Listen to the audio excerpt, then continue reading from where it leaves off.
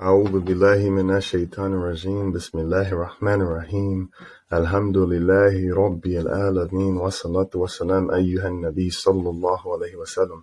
Peace and blessings, dear brothers and sisters. Welcome. This is your brother Hamza Abdullah checking in once again for the Ramadan transition.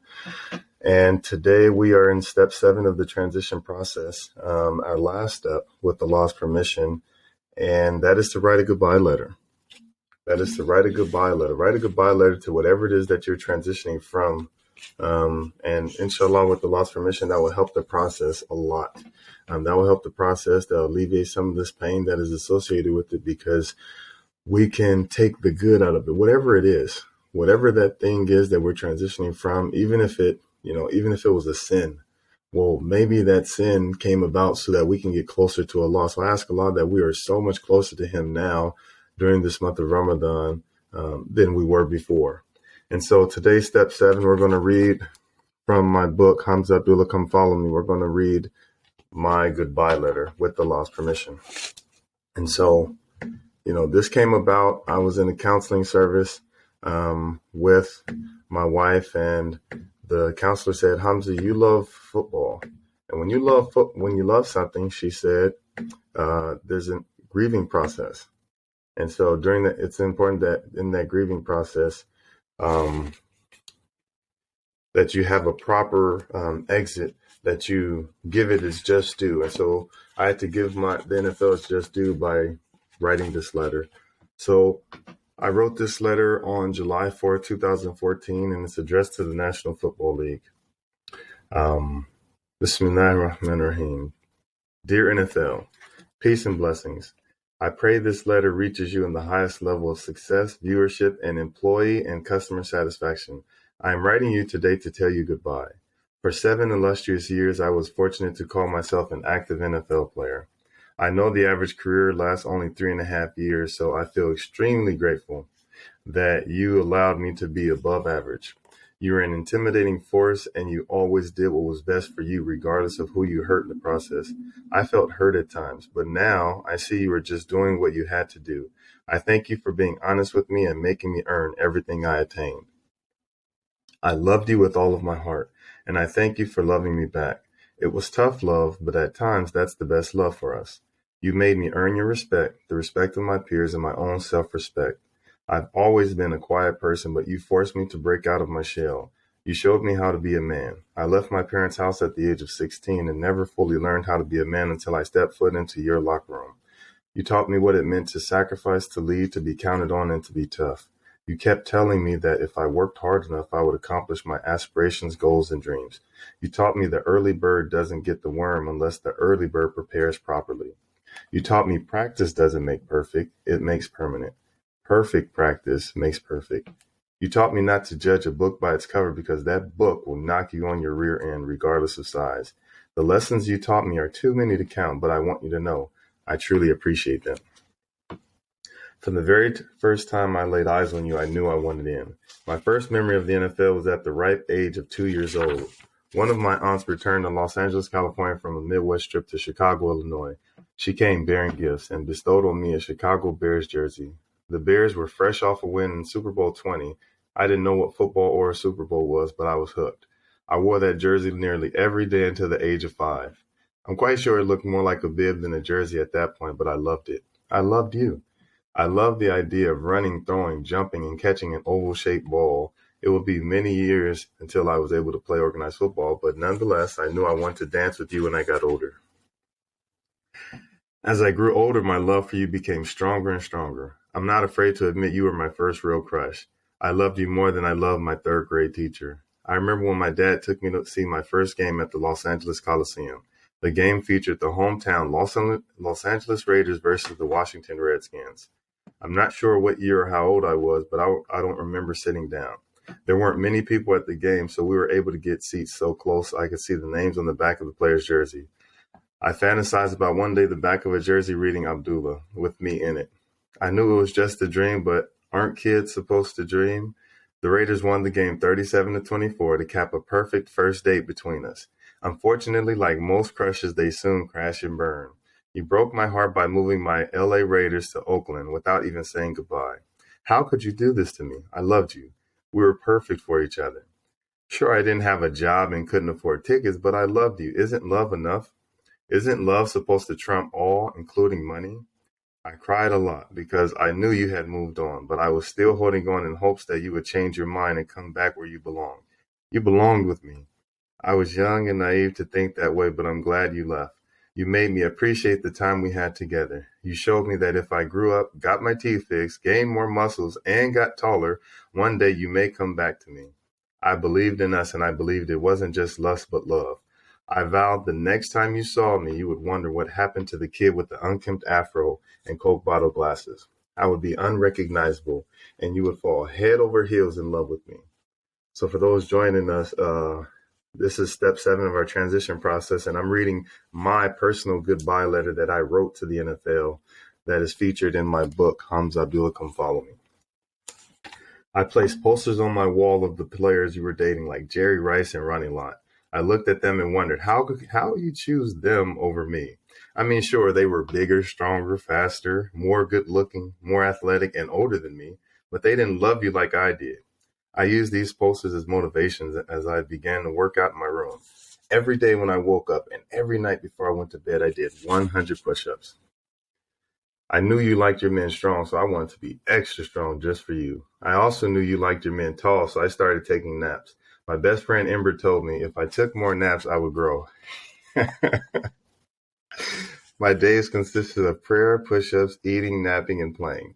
I sacrificed time outside with my friends to make sure I slept as much as possible. Love is about sacrifice, and I loved you. You were gone, but you had not been forgotten. As my body began to change and my legs began to stretch out, my stepfather took it upon himself to help me prepare for the day I met you again. He signed me up to play Pop Warner football in the suburb of Los Angeles. SubhanAllah, may Allah have mercy on Abu Shante, may Allah bless him, may Allah bless him, may Allah bless him, because most likely you wouldn't know me if it weren't for Abu Shante. May Allah have mercy on Abu Shante. The Chino Pop Warner Broncos were the first step in my football life. I had never put on football pads or a helmet, so as you can imagine, I didn't know what to expect. The first time I lined up to do a football drill, I said a prayer and thought of you. I had to make a good impression on you, even though you weren't watching. I knew that if this impression was good enough, you would hear about it. I laid on my back for what seemed like an eternity. Another player 5 yards away on his back. I was to wait for the blowing of the whistle, then jump up and dive headfirst into my opponent's chest. When the whistle blew, I hopped up like a cat searching for a mice. I beat my combatant to his feet and had the edge in velocity, speed, and power. I closed my eyes as I imagined kissing you for the first time and pounced on my prey. The poor young lad didn't stand a chance. I opened my eyes to the entire team surrounding me and lifting me up as though I were a victorious Roman gladiator. My head coach, Coach Parms, announced to the onlookers that one day you and I will be holding hands and I will be courting you. I passed the first test you sent my way and anxiously anticipated the next one. I was homeschooled throughout my childhood and knew if I were to be ready to meet you again, I would have to go back and play football at a public high school. My mother reluctantly enrolled me at Pomona High School in Pomona, California, but it came with a compromise. I was able to attend high school, but I would start 2 years ahead of my age group. I was a 14-year-old sophomore. To make matters worse, my mother enrolled me after football season, so I would have to wait. Until my junior year to play. I was frustrated, but I had my eyes on you and would do anything to gain your approval. When my junior year came, I was a 5'9",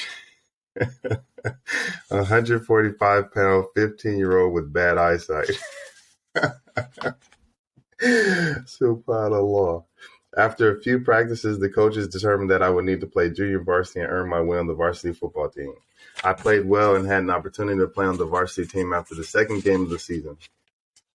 I was a fish out of water on varsity. I wore number 60, yes, 60, and the Thurman Thomas face mask on my helmet. I'm still convinced that I am the only defensive back in the history of football to wear the number 60 and the Thurman Thomas face mask at the same time.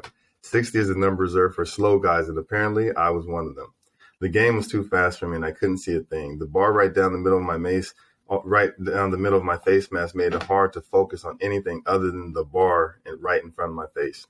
Couple that with the fact I had 2100 vision, and you had a disaster. On the opening kickoff of the one and only varsity game I played my junior year, I ran right by the guy with the ball because I couldn't see he had the ball in his hands. On junior varsity, we played during the daytime, but on varsity, we played at night. I could manage in the day, but at night was a different story. I needed glasses, goggles, or contacts, but that was out of reach for my parents. I made a promise to myself and to you that I wouldn't let the excuse of having bad eyesight be a reason I wouldn't see you again. During the summer before my senior year in high school, I got a job working at the Pomona Water Department with the sole intention of buying contacts to play football. I was very fortunate to earn enough to go to the optometrist, then get a prescription and a season, or then get a prescription and a season's worth of contacts. Now that I could see, I wreaked havoc on high school houseboys and was rewarded with a full scholarship offer to Washington State University. Go Cougs. So for those joining us, this is your brother Hamza Abdullah checking in on Transition Remix, Step 7, Write a Goodbye Letter, and I'm reading my goodbye letter that's featured in my book, Hamza Abdullah, Come Follow Me. So this is Step 7 of the transition process. I kept climbing the ladder, envisioning the day that you would one day crown me your prince. I made it through Pop Warner in high school, but now is the final test, Division 1A football. When I stepped on campus at Wazoo, I quickly learned that I was not the only one preparing to show up at your father's door to ask for your hand. I was now an even 6 feet tall and weighed 175 pounds. I began to take protein, lift weights, and work out at an unbelievable pace. I wanted my chest to stick out, so I made sure I aligned myself with other guys who I thought were also preparing to meet you. Upon my arrival at campus, my friend and teammate Jason David made a bold declaration. He vowed that the four freshman defensive backs recruited in the year 2000 in Wazoo would all go to the league. At the time, hip-hop hustler and mogul Jay-Z released the CD with his Rockefeller crew entitled The Dynasty. JD coined the four freshman DBs the Dynasty. The Dynasty consisted of Jason David, League, Eric Coleman, League, Carl Pema, League, and me, League. As my favorite rapper once said, ain't no fun if the homies can't have none. I was willing to share you with my three brothers from another mother, but no one else. My brothers pushed me to be great, and even after I tore my anterior cruciate ligament, my ACL, in my sophomore year, they still believed in me, that I would be healthy enough to dance with you someday. They were right. On April 24th, 2005, you asked me to go steady. You noticed me noticing you while you pretended not to notice me, but I noticed. You welcomed me with open arms, and I cried like a baby. The moment I dreamt of was finally here. I would now get to see Abdullah on the back of an NFL jersey. Thank you for making my dreams come true. I appreciate you not hanging up on me when I started to cry on the phone. I know you like your men big and strong, but I couldn't help but be overwhelmed with emotions. All the sacrifices, all the hard work, and all the prayers had finally synergized. I still remember walking into my first locker room and seeing Tampa Bay Buccaneers DB number 35, Hamza Abdullah. I wasn't sure how I was supposed to react, so I glanced around the room to see what the other players were doing. Of course, they were doing the same thing I was doing. I didn't want to be that guy that did things against the grain. So I just sat down in my locker and pretended like I had been there before. There was only one problem. I hadn't been there before. I hadn't seen how beautiful you were up close. I wanted to take pictures with you and kiss you all over. I wanted the moment to last forever, but it didn't. My stay in Tampa Bay was short, but you gave me another chance in Denver. Thank you. From the Chino Pop Warner Broncos to the Denver Broncos, a Hollywood movie script couldn't even make this tale up. I was literally a mile high off the ground. I was swimming in the clouds as you placed me in one of the best football cities in America. Go Broncos country. People loved you in Denver more than I had seen anywhere else. Denver Broncos player jerseys were considered formal attire at restaurants. This is true. It was such an amazing feeling, and for nearly 4 years, you and I were inseparable. We held hands as we walked together through the Rocky Mountains, beaming with beauty. We walked together through the Rocky Mountains, beaming with beauty. We were the talk of my hometown, Pomona, California, and of my college town, Pullman, Washington. Many envied what we had. What we had was special. I didn't want it to end, and for a brief time, it looked like it wouldn't. Then all of a sudden you changed. I saw a side of you that your previous exes warned me about. I learned your business side. I suffered an injury, and you didn't allow me to properly heal before releasing me. You sent me to the streets to lick my wounds and ponder my next step. Again, for those just joining us, I'm reading my goodbye letter, my goodbye letter to the NFL, which is featured in my book, Hamza Abdullah, Come Follow Me. My next step landed me in Cleveland, Ohio, playing for the Cleveland Browns. When I made it to Cleveland, I knew you were mad at me and wanted to punish me. You wanted me to grovel and beg to get back with you. I loved you so deeply that I would walk through the darkest valley for you, and that's what Cleveland was. Astaghfirullah. Oh, man. It was painful, depressing, and desolate. At least that's the way it appeared when I arrived. I decided you were trying to teach me a lesson, so I began to see things objectively. The Browns facility was top of the line and resort-like. We had valet parking, personal chefs, and childcare. The Muslim community in Cleveland was the most cordial group of people I've ever been around. Brother Jamal and Brother Abdurrahman gave me the brothers I was missing. May Allah have mercy on them and bless them. Cleveland wasn't so bad after all. Thank you for teaching me to make the most out of my situation and to not stereotype or characterize an entire city based on the perceptions of others. Thank you. After you broke up with me again in Cleveland, I went to my new home in Seattle, Washington. I desperately wanted to earn your trust again, so I woke up every morning and worked out at the crack of dawn. Rainier Beach High School in Seattle became my second home. I ran and I ran. Oof, did I run. But you never noticed me. I checked your website and saw you sign safety after safety, but there was no mention of me. You appeared to move on from me, but you never explained yourself. I was hurt again. This is when I began to understand we had a love-hate relationship.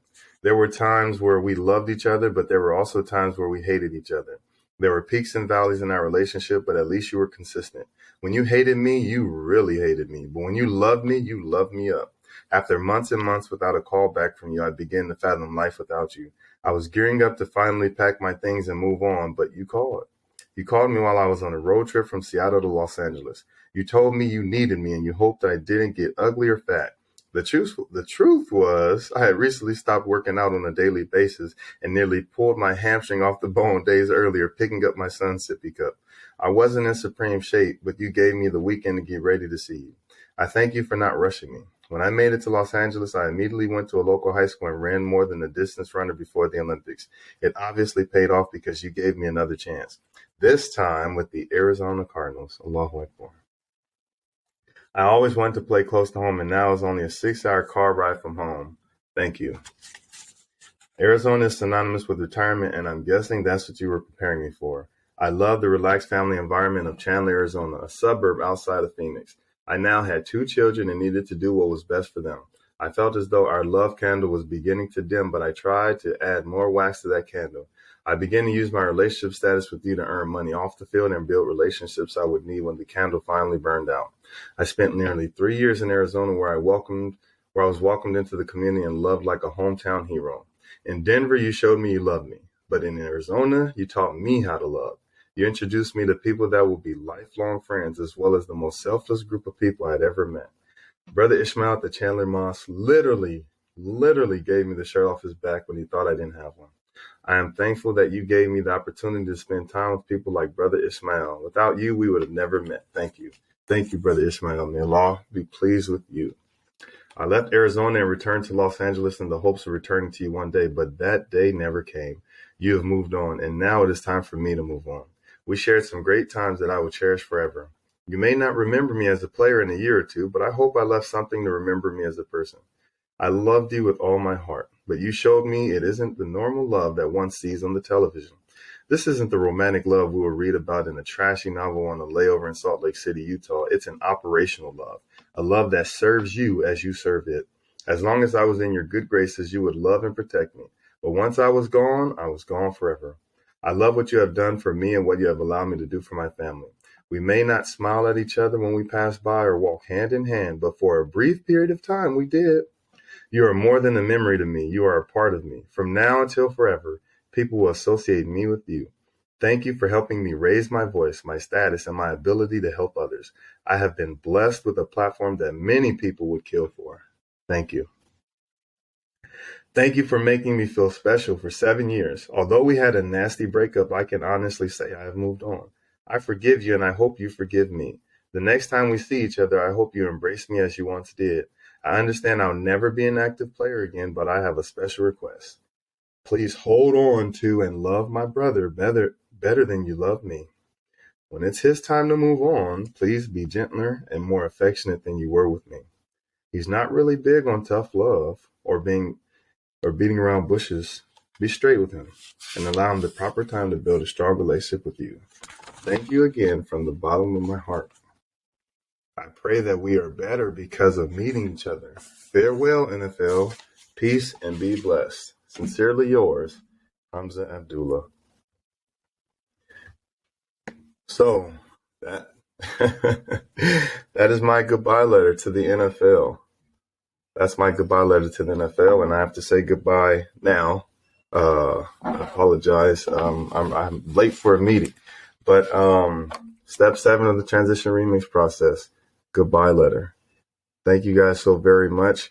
God willing, we'll wrap it all up tomorrow, inshallah. We're getting to the end of Ramadan. We're getting to the end of our transition process. Again, thank you so very much. This is your brother Hamza Abdullah on the Ramadan transition, the transition remix. Assalamu alaikum, Ramadan Mubarak, peace and be blessed. Oh, before I go, there's 2 charities you got to check out. Can I Be Vulnerable and 1866 Nasiha. Please follow them and donate to them. Thank you. Assalamu alaikum. Peace.